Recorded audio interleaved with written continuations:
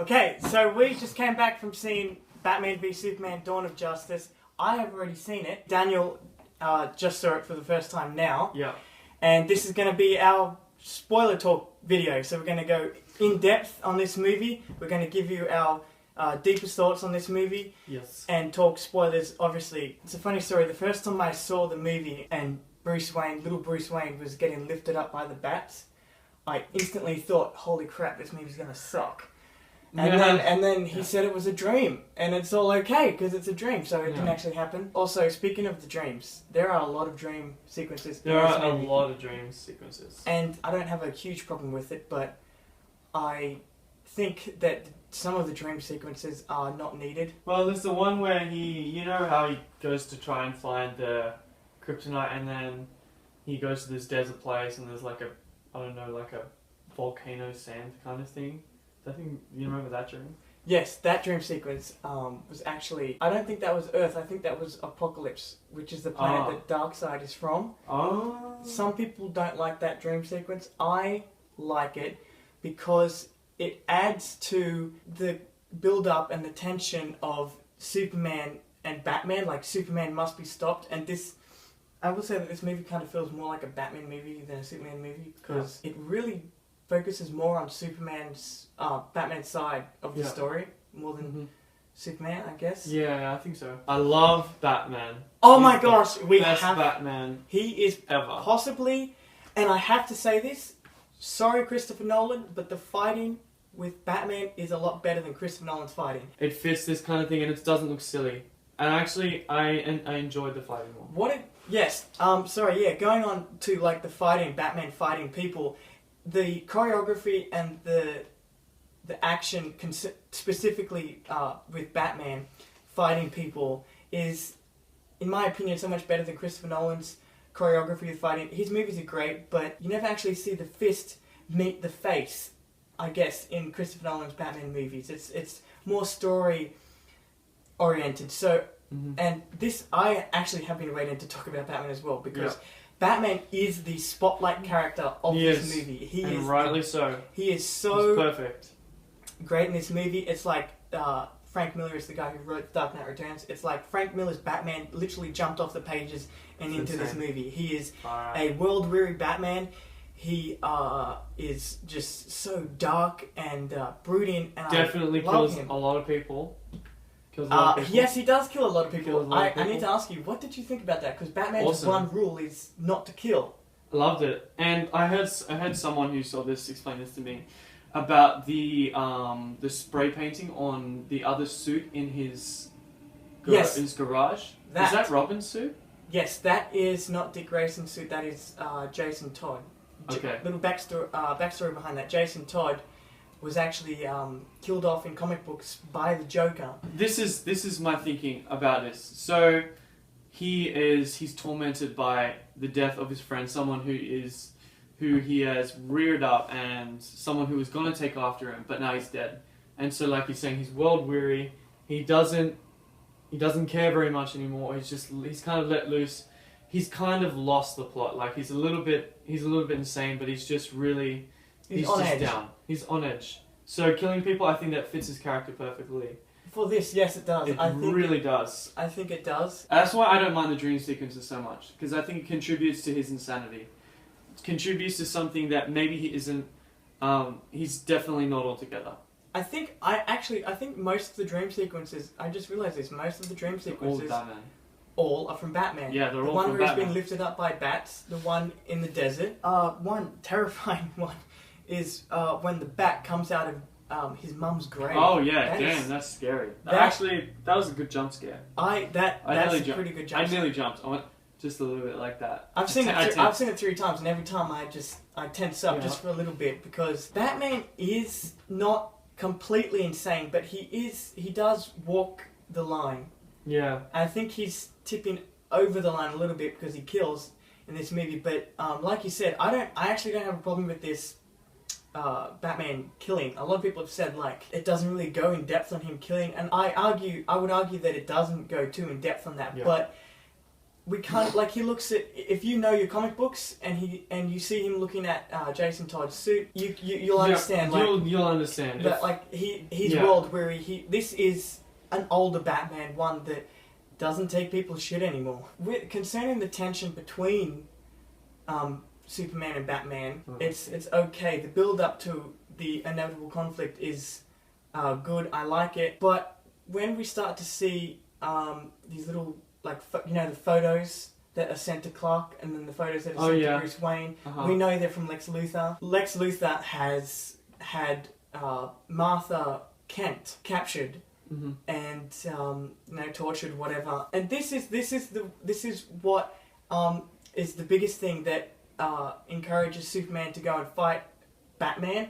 And I think they couldn't really find a way to get them to actually fight on their own, so they just shoved that in there to make them fight, and it kind of makes it feel cheap and like all that tension and between them built up for no apparent reason. Again, it feels cheap. It feels like they just were running out of ideas. It's unnatural. I don't remember what. Okay, so the explosion in the building. At the beginning? Yeah. You remember the explosion in the building? I actually thought that was good. I didn't expect that, and so I was like, okay. Where Zod is in the building and he's... No, the explosion in the Capitol. The Capitol. Yeah. Remember that one? Where Superman is called in for a hearing, and then the bomb. I thought that was... that scene a lot. So did I, because... I didn't expect that coming. I was like, that's a Christopher Nolan move, and I really enjoyed that. I do actually like that scene. When I was watching it, when we were watching the movie, I was just thinking to myself, this is... Like, I could see... This is something that Lex Luthor would do. He wouldn't send a bunch of photos to either of these heroes, because here's the thing, Batman and Superman, especially Batman, both of them are smart enough to realize, hey, this guy, like, the idea is that Bruce Wayne was sending Clark those photos, and that I think Clark was sending those photos to Bruce Wayne or something like that. Honestly, I wasn't really sure who was sending the photos to who. Neither was I, because it's never really explained. Confusing. It's never really... Some things in this movie are never really explained. Like, who is... Like, we have an idea of who's sending the photos, but we don't really know, and neither do the actual Batman or Superman. Neither of them actually know. And that it's just assumed that, Clark is sending those to me, Bruce is sending those to me. But the thing is, if that's how they're thinking, that's lazy writing, because Batman and Superman are both smart enough to realize that that's not coming from him, that's coming from someone else. So concerning that, like, I wish, because by the end of the movie, it feels like a Justice League movie. It doesn't feel like a Batman versus Superman movie, because they marketed this movie as a Batman versus Superman movie. In all the ads, and it's just bait to bring people into a Justice League setup movie. That's all this movie is. If they took out all the Justice League stuff, or not all of it, but most of it, and just spent more time on Lex Luthor. They really need to spend more time on him. Yes. I wouldn't be surprised if the longer cut actually has more of him in it, because it was so compressed, because I felt like his character was so thin. Limited. Yeah, it was like, we barely knew him. I thought it was a great performance. Like I said before, I think that his lines were not so great. I don't think the script for him is good. Yes, he's kind of insane. He's manic. I don't mind that, but like, just the lines that he says, it's like, oh, okay, it's a little bit too theatrical. I think. I do agree with that. The way Lex Luthor was written for this movie was not good. Like, there's this one scene where he's talking to this senator, not the lady, the guy senator, and he just gets this cherry and like puts it in his mouth, and he's just like, eat it. It's what flavor? I don't know. I don't know. It doesn't really matter, but it's awkward. It's like, okay, that's not really needed.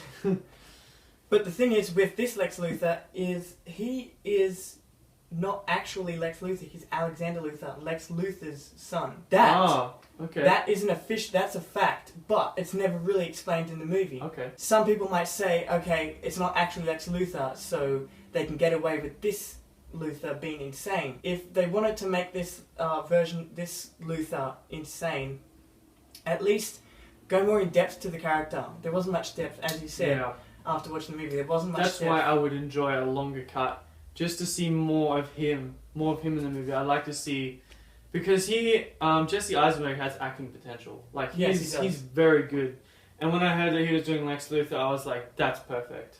I can thought the same smash thing. Lex Luthor. I thought the exact same thing. And then I heard about the lines, and it's true. The dialogue for him, the script for him is so. It's not right. It doesn't. I don't think it reflects his character properly, and I think that they just try and hammer home that he's insane. He's insane, but like I would have liked to see some more depth into him. But also, don't make him send a bunch of photos to Batman and Superman about you let your family die, judge, jury, justice, whatever. Like, make it more methodical.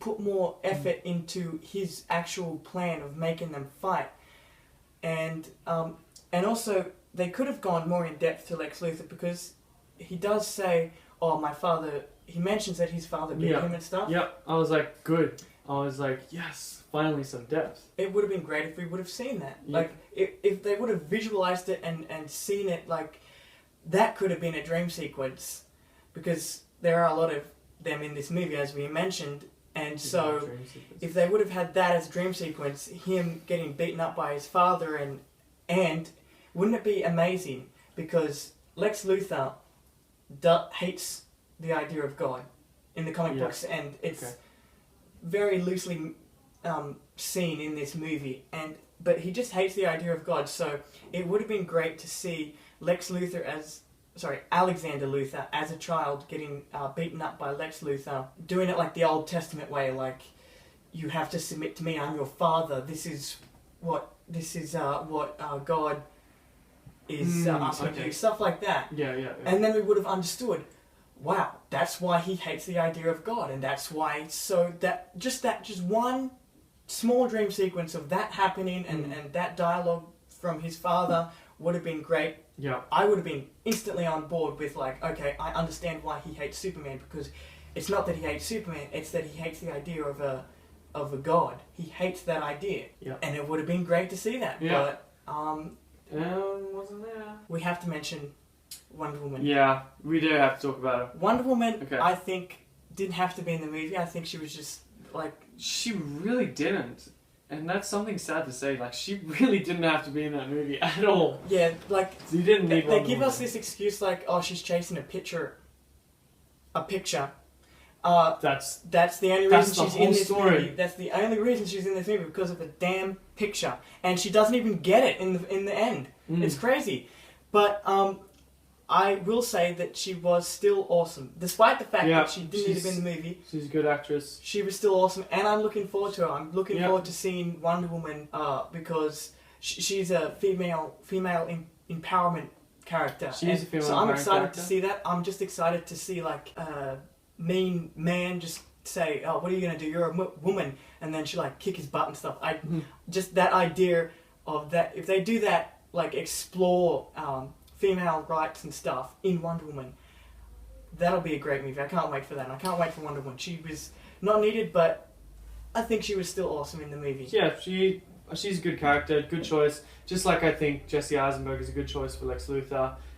But obviously there were problems and blah blah blah. But yeah, Gal Gadot, great actress. I love the way that her character is. It's like it's not like a rebellion against kind of the culture against women, but it's just she's elegant, she's herself. I like that. But she's also a superhero. I think that she was just a great character. Obviously there wasn't too much into her, but yeah, I think she'd be good. She could be really good. Doomsday in the movie was okay. shoehorned into the movie, I think. Oh yeah. You know, I agree.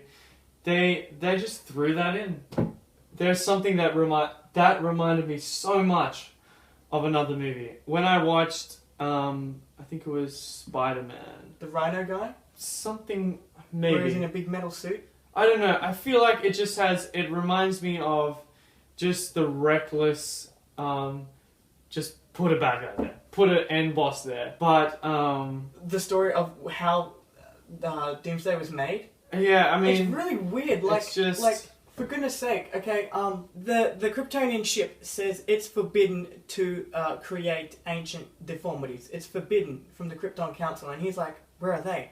Oh, and the ship's like, destroyed. Destroyed, sir. And he's like, proceed. And the ship's like, Okay. It's Alright like, then. I was like, wow, you okay. bypassed some codes right there. Like, all he said was like a few words. And this Okay. ship is programmed to go against that. And all he said was a few words. It's just that's what I'm talking about. The script is at times a bit sloppy. Another time Yeah. like that where it's like rushed. Going back to the fight between Batman and Superman is the Martha thing. Oh The my mother's god. name. We would. Yeah, it's dumb. I feel like it's borderline, but this is the thing. They painted Batman as kind of mentally unstable. And so, Almost, yeah. yeah, and so it's kind of like, ooh, I could almost allow that. I could like be like, yeah, I kind of understand why I do that. Because yeah, he's compassionate, but he's also post-traumatic stress disorder maybe. I don't know. But I was like, it just wasn't enough. Wasn't just enough. It was like he did a 180 in about 5 seconds. Yeah. And I was He like, went from like almost killing Superman to teaming up with him to do something. It's I don't like, know. and then you know what he says? He's like, I promise you, your mom's not gonna die. I'm like, wow.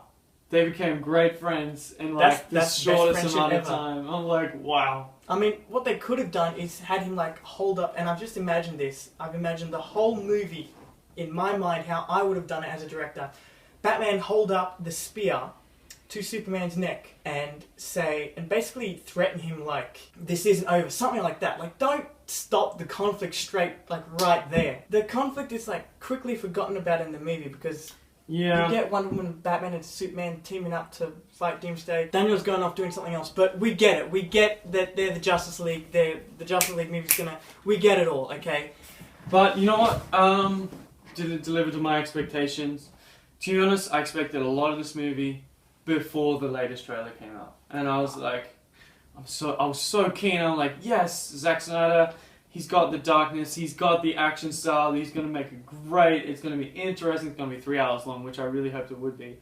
But then the third trailer came out, and I was like, what the freak? The one that spoils everything. Yeah, about like, Doomsday. did they just spoil everything and make it look super stupid? And then it was. Yeah. I'm curious to see what this other cut that Zack Snyder's wanting to release in a few months. I'm really curious to see what it is. Because I feel like with other scenes that may have been pulled out, put back in, it could actually be a pretty good movie. I would compare this movie to Avengers: Age of Ultron. Oh, yeah. Yeah, That's it did. a great comparison because that movie had the studio wanting things put in that movie to set up other movies, and it's like, can we please get a movie that is just about the movie and not about the sequels? Like, we have so many movies these days, especially in superhero movies, where it's all about setting up other movies, and then when we get to those other movies, even those movies are setting up other movies. And it's just like, can we get one movie about just things that are happening in that movie, can we not worry about other things? And I think that, for me, Zack Snyder's direction and the studio's input on this movie really pulled it down. Yeah.